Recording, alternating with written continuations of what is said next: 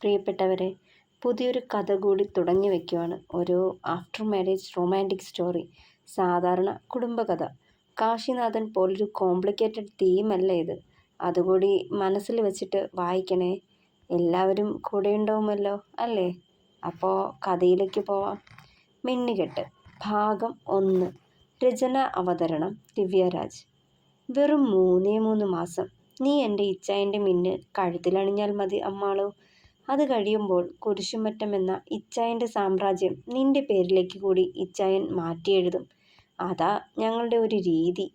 പണ്ട് മുതലേയുള്ള സമ്പ്രദായവാത്. ഭർത്താവിൻ്റെ സ്വത്തുക്കളുടെ മേൽ ഭാര്യയ്ക്കും തുല്യ അവകാശമുണ്ടാവണം എന്നത്. ആ സ്വത്തുക്കൾ നിന്റെ പേരിലേക്ക് മാറ്റിക്കഴിഞ്ഞാൽ എന്തെങ്കിലും ചെറിയ പ്രശ്നത്തെ പെരുപ്പിച്ച് വലുതാക്കി നീ ഇച്ചായനെ ഉപേക്ഷിച്ച് പടിയിറങ്ങണം എന്നേക്കുമായി. പിന്നെ എല്ലാം എളുപ്പമാ. അതുവരെ അയാളെ നിന്റെ ദേഹത്ത് തൊടാൻ കൂടി അനുവദിക്കരുത്. നീ എൻ്റേതാ. ആരും നിന്നെ മറ്റൊരു കണ്ണിലൂടെ നോക്കുന്നത് കൂടി എനിക്കിഷ്ടമല്ല. 6 മാസത്തിന് ശേഷം അയാളിൽ നിന്നും വിവാഹമോചനം വാങ്ങിയെടുക്കണം. അതുകൂടിയായി കഴിഞ്ഞാൽ പിന്നെ അധികം വൈകില്ല. ഒരു മിന്നിനാൽ എൻ്റെ പെണ്ണായി കുരിശുമറ്റത്തേക്ക് വീണ്ടും ഒരു മടക്കം. അതിനുള്ളിൽ ഇച്ചായൻ്റെ സർവ്വ സ്വത്തുക്കളും എൻ്റേതാക്കും ഞാൻ. വശ്യമായ ചിരിയോടെ അവളെ തന്നിലേക്ക് ചേർത്ത് പിടിച്ചുകൊണ്ട് എഡ്ഡി അത് പറയുമ്പോൾ ഞെട്ടലോടെ അവനെ തന്നെ ഉറ്റുനോക്കി അമ്മാളോ. എഡിച്ചായ, എനിക്ക് കഴിയില്ല. ചതിയല്ലേ. വേണ്ട. അങ്ങനെ അന്യായമായതൊന്നും നമുക്ക് വേണ്ട. ഒരു കുഞ്ഞു കുടിലിലേക്ക് ഇച്ചായൻ എന്നെ ക്ഷണിച്ചാലും ഞാൻ വരും. പട്ടിണിയിൽ കഴിയേണ്ടി വന്നാലും സന്തോഷത്തോടെ ജീവിക്കും. ഇത്രയും വലിയ ചതിക്ക് കൂട്ടു നിൽക്കാൻ എനിക്ക് കഴിയില്ല. കെഞ്ചി പറയുന്നവളെ വീണ്ടും അവനിലേക്ക് അടുപ്പിച്ചു. നമുക്ക് വേണ്ടിയല്ലേ അമ്മാളോ. നീർത്ത സ്വരത്തിൽ ചോദിക്കവേ അവനിൽ നിന്നും കണ്ണടിക്കാതെ നിൽക്കുകയായിരുന്നു അമ്മാളോ. ഭാവിയിൽ നമുക്കുണ്ടാവാൻ പോകുന്ന നമ്മുടെ കുഞ്ഞുങ്ങൾക്ക് വേണ്ടി, അവരുടെ നല്ല ഭാവിക്ക് വേണ്ടി. എന്നെപ്പോലെ അവരും ആരുടെയും മുന്നിൽ ഓച്ചാനിച്ച് നിൽക്കരുത്. എനിക്കും കൂടി അവകാശപ്പെട്ടതാടി അയാൾ ഒറ്റയ്ക്ക് അനുഭവിക്കുന്നത്. അയാളുടെ അപ്പൻ്റെ ചോര തന്നെയല്ലേ ഞാനും. എന്നിട്ടും രണ്ടാനമ്മയുടെ മകനായതുകൊണ്ട് ഈ കണ്ട സ്വത്ത് വകകളിൽ എനിക്ക് അവകാശമില്ലെന്ന് പറഞ്ഞാൽ? കൈമുഷ്ടി ചുരുട്ടി കോപമടക്കി ഇച്ചായ. വേണ്ട. പകപ്പോടെ അവനെ തടഞ്ഞുകൊണ്ട് കെഞ്ചി വീണ്ടും. വേണം. നിനക്കറിയോ, സ്വന്തം കമ്പനികളിൽ പോലും വെറും ഒരു കൂലിക്കാരനായ ഞാൻ പണിയെടുക്കുന്നത്.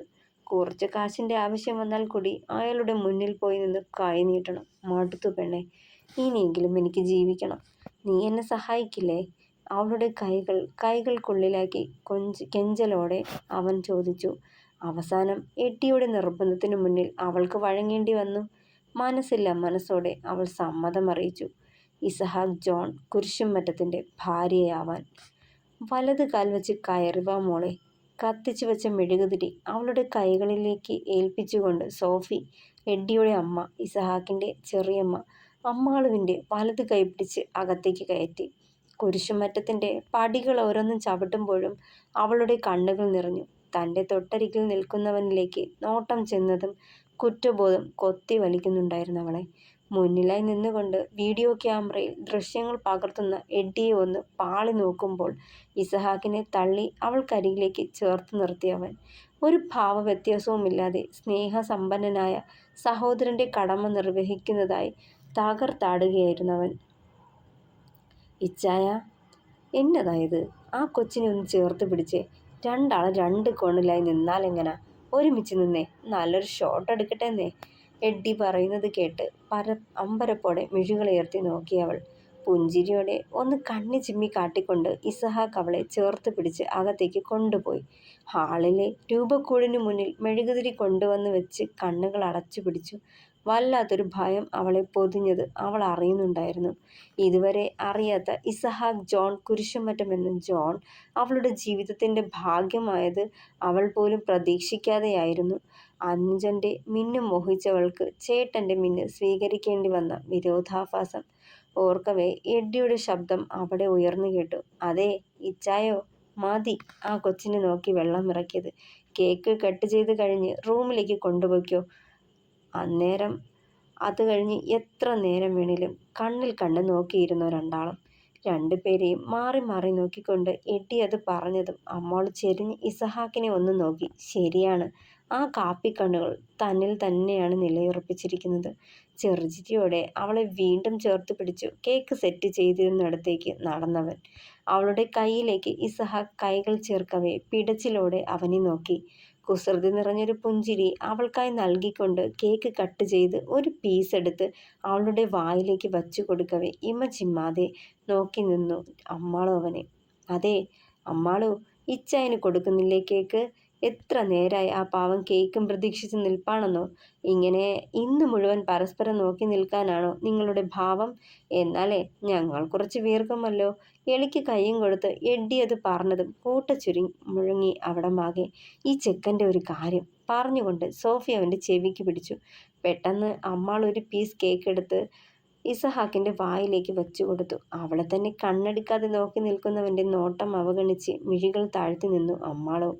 അവളെ പ്രണയത്തോടെ നോക്കുന്നവനെ ദഹിപ്പിക്കാൻ പാകത്തിന് പക ജ്വലിച്ചു എഡ്ഡിയുടെ കണ്ണുകളിൽ.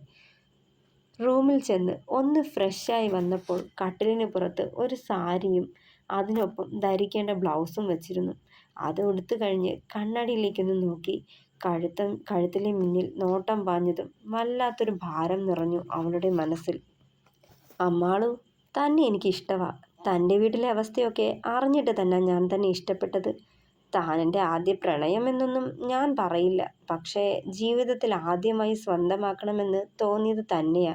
ഇഷ്ടമാണെങ്കിൽ ചെറിയമ്മയെ ഞാൻ വീട്ടിലേക്ക് പറഞ്ഞു വിട്ടോട്ടെ? ഇസഹാക്കിൻ്റെ വാക്കുകൾ കാതിലടി അലയടിക്കവേ കണ്ണുകൾ നിറഞ്ഞു തുളുമ്പി. കഴിയോ തനിക്ക് ആ പാവത്തെ ചതിക്കാൻ? അലറിക്കരയാൻ തോന്നി. വേണ്ടിയിരുന്നില്ല, ഒന്നും സമ്മതിക്കരുതായിരുന്നു. കണ്ണുകൾ അടച്ചു പിടിച്ചു നിന്നു. അവൻ്റെ കരസ്പർശം അണിവയറിൽ പതിഞ്ഞതും കണ്ണുകൾ തുറന്നുകൊണ്ട് ഞെട്ടിപ്പിടിച്ച് തിരിഞ്ഞു നോക്കി. തന്നെ പ്രണയത്തോടെ നോക്കി നിൽക്കുന്ന ആ കാപ്പിക്കണ്ണുകളിലേക്ക് നോക്കാൻ ഭയം തോന്നി അവൾക്കന്നേരം. അമ്മോ! ഇസഹാക്കിൻ്റെ നേർത്ത നാദം കാതുകളിൽ പതിച്ചിരുന്നപ്പോൾ അവൻ്റെ നേർത്ത ശബ്ദം കാതുകളിൽ പതിച്ചതും അടിമുടി വിറകൊണ്ടു അമ്മാളു. നിന്ന നിൽപ്പിൽ തന്നെ തുടർന്നവളെ ഇരു തോളിലും കൈവച്ച് തിരിച്ച് അവൻ അഭിമുഖമായി നിർത്തിയതും മുഖം കുനിച്ചു നിന്നു അമ്മാളു. അമ്മോ, ഒന്നും പറയാനില്ലേ നിനക്ക്? അവളുടെ മുഖം താടിത്തുമ്പിൽ പിടിച്ചുയർത്തിക്കൊണ്ട് ചോദിച്ചു ഇസഹാക്ക്. മറുപടി പറയാതെ അവനെ നോക്കി. നിറഞ്ഞ അവളുടെ മിഴികൾ കാണെ കണ്ണുകൾ കുറുകി അവൻ്റെ.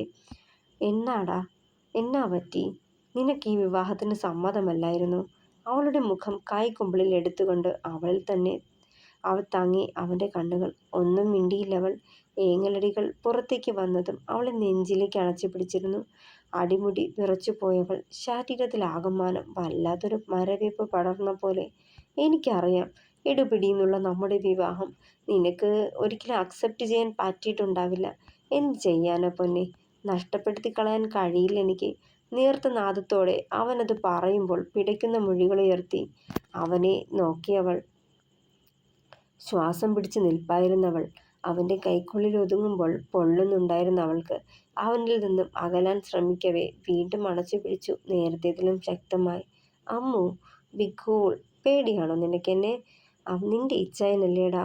വേദനിപ്പിക്കില്ല ഒരിക്കലും. അവളുടെ കവളിൽ തട്ടി അത് പറയുമ്പോൾ ഇസഹാക്കിൻ്റെ ഫോൺ റിങ് ചെയ്യാൻ തുടങ്ങി. അതിൽ കോശിച്ചായൻ എന്ന നമ്പർ കണ്ടതും അവൻ്റെ മുഖഭാവം മാറി. നിമിഷനേരം കൊണ്ട് മുഖം രക്തവർണ്ണമായി. അവളെ അവനിൽ നിന്ന് മടക്കി മാറ്റി ഫോണുമായി പുറത്തേക്ക് പാഞ്ഞു. അമ്മു, മൃദുവായി വിളിച്ചു. ഞാനൊന്ന് പുറത്തേക്ക് പോവാം. വരാൻ വൈകും. അത്താഴം കഴിച്ച് കിടന്നേക്കണം. അല്പം കഴിഞ്ഞ് തിരികെ വന്ന ശേഷം അവളുടെ നെറുകിൽ ചുംബിച്ചുകൊണ്ട് അകന്നു പുറത്തേക്ക് പോയി അവൻ. അവൻ്റെ ആ പ്രവൃത്തിയിൽ സ്തംഭിച്ചു നിന്നുപോയി അമ്മാളു. അവനെ ഒന്ന് തടയാനൂടി കഴിയാതെ അവളുടെ അവസ്ഥയോർത്ത് സ്വയം നെറ്റിക്കടിച്ച് നിലത്തേക്ക് ഊർന്നിരുന്ന് കരയാൻ തുടങ്ങി. ഈ സമയം അവളുടെ ഫോൺ റിങ് ചെയ്യാൻ തുടങ്ങി. സ്ക്രീനിൽ തെളിഞ്ഞു വന്ന അച്ഛൻ്റെ ഫോട്ടോ കണ്ടതും തെല്ലൊരാശ്വാസം തോന്നി. ഉടനെ കോൾ അറ്റൻഡ് ചെയ്തു. ഹലോ അച്ഛേ? കണ്ണുനീരിനെ മറച്ചു വെച്ചുകൊണ്ട് സ്വരത്തിൽ സന്തോഷം വരുത്തി ചോദിച്ചു. മോള് കരയുവാണോടാ? പതിഞ്ഞ ശബ്ദത്തിൽ ചോദിച്ചതും ഇല്ല അച്ഛേ, പെട്ടെന്ന് തോന്നിയ അമ്പരപ്പ് മറച്ചുകൊണ്ട് ഇടർച്ചയോടെ പറഞ്ഞു. നുണ, എൻ്റെ കുട്ടി കരഞ്ഞു. എന്തിനാടാ? ഈ ലോകത്തിലെ ഏറ്റവും സുരക്ഷിതമായ കരങ്ങളിലാ എൻ്റെ കുട്ടി. ഇസഹാക്കിന് നിന്റെ പ്രാണന. ഒന്നും ഓർത്ത് കരയരുതത്. എൻ്റെ മോൾ അവനവിടെ ഉണ്ടോ? എല്ലാം മൂളിക്കേട്ടുകൊണ്ടിരുന്നവൾ. ഇച്ചായൻ ഇവിടെ ഇല്ല അച്ഛേ, പുറത്തേക്ക് പോയിരിക്കുക. വരുമ്പോൾ എന്നെ ഒന്ന് വിളിക്കാൻ പറയണേ. ഒന്ന് മൂളിക്കൊണ്ട് ഉത്തരം പറഞ്ഞു. അപ്പോഴേക്കും കോൾ കട്ടായിരുന്നു. ഇന്നലെ ഈ സമയം അച്ഛൻ്റെ പുഞ്ചിരിക്കുന്ന മുഖം അവളുടെ മനസ്സിൽ തെളിഞ്ഞു വന്നു. അച്ഛൻ ജാതിയും മതവും നോക്കി മനുഷ്യനെ വേർതിരിച്ച് കാണുന്നൊരാളല്ല. അതുകൊണ്ട് തന്നെ കുരിശുമറ്റത്തെ ഇസഹാക്ക് ജോണിന് തൻ്റെ മകളെ കൈപിടിച്ചേൽപ്പിക്കാൻ ഒരു മടിയുമില്ലായിരുന്നു. പകരം നിറഞ്ഞ സന്തോഷം മാത്രം. ആഡംബരങ്ങളിൽ താല്പര്യമില്ലാത്തതുകൊണ്ട് പാർട്ടി ഓഫീസിൽ വെച്ച് ഒരു ചെറിയ മിന്നുകെട്ട് ചടങ്ങിലൊതുക്കി മകളുടെ വിവാഹം. അമ്മയെ കണ്ട ഓർമ്മ കൂടി ഇല്ല തനിക്ക്. താൻ തീരെ ചെറിയ കുഞ്ഞായിരിക്കുമ്പോൾ തന്നെയും അച്ഛനെയും ഉപേക്ഷിച്ച് പോയതത്രേ അമ്മ. പേരിന് അമ്മയുടെ ഒരു ഫോട്ടോ പോലും അച്ഛൻ സൂക്ഷിച്ചിട്ടില്ല. അതുകൊണ്ട് അമ്മ ആരാന്ന് കൂടി അറിയില്ല. അമ്മയില്ലെങ്കിലും അച്ഛൻ എനിക്ക് അമ്മയും കൂട്ടുകാരനും ഒക്കെ ആയിരുന്നു. എന്തും തുറന്നു പറയാവുന്ന നല്ലൊരു സുഹൃത്ത്. പക്ഷേ എല്ലാം തുറന്നു പറയുമ്പോഴും എഡ്ഡിച്ചായനോടുള്ള തൻ്റെ പ്രണയം മാത്രം പറഞ്ഞില്ല. അതിന് എഡ്ഡിച്ചായൻ അനുവദിച്ചില്ല. സമയം വരുമ്പോൾ എഡ്ഡിച്ചായൻ തന്നെ മുൻകൈയെടുത്ത് വീട്ടിലേക്ക് വന്ന് പെണ്ണ് ചോദിക്കാം. അതുവരെ നമ്മൾ തമ്മിലുള്ള പ്രണയം രഹസ്യമായിരിക്കണം എന്ന് പറഞ്ഞു. എഡ്ഡിച്ചായനെ പരിചയപ്പെട്ടിട്ട് 6 മാസമായിട്ടേയുള്ളൂ. പിന്നാലെ നടന്നപ്പോൾ ഭയമായിരുന്നു. കുരിശുമറ്റത്ത് രാജകുമാരൻ തൻ്റെ പിന്നാലെ വരുന്നതോർത്ത്. കാരണം ഈ നാട്ടിലെ വന്നതിന് പിന്നാലെ കൂടുതൽ കേട്ട പേര് കുരിശുമറ്റവും ഇസഹാക്ക് ജോണും ഒക്കെയാണ്. എല്ലാവർക്കും ഇസഹാക്ക് ജോണിനോട് ബഹുമാനമാണ്. ഒരു തരം ഭയത്തിൽ പൊതിഞ്ഞ ബഹുമാനം. ഇസഹാക്ക് ജോണിൻ്റെ അനുജനാണ് എഡ്ഡിച്ചായൻ എന്നറിഞ്ഞത് ഒരുപാട് ഒഴിഞ്ഞു മാറി. പക്ഷേ വിടാതെ പിന്തുടർന്നു. എപ്പോഴോ എൻ്റെ ഹൃദയത്തിലും ആൾ സ്ഥാനം പിടിച്ചു. ഇസഹാക്ക് ജോണിനോട് അച്ഛന് പ്രത്യേക വാത്സല്യമാണ്.